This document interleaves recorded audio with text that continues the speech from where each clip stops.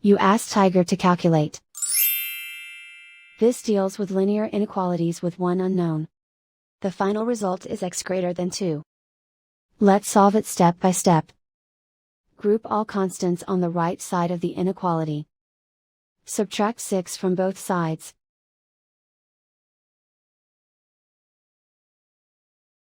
Group like terms.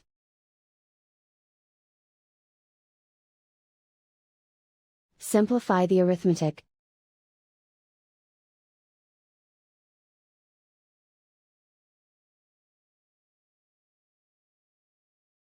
Convert the x into a positive number. Multiply both sides by -1. Whenever you multiply or divide by a negative, reverse the inequality sign.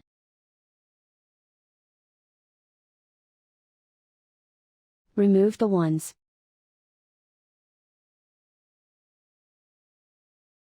Simplify the arithmetic.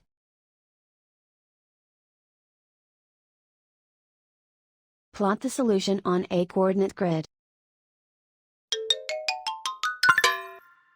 And so the final result is x greater than 2.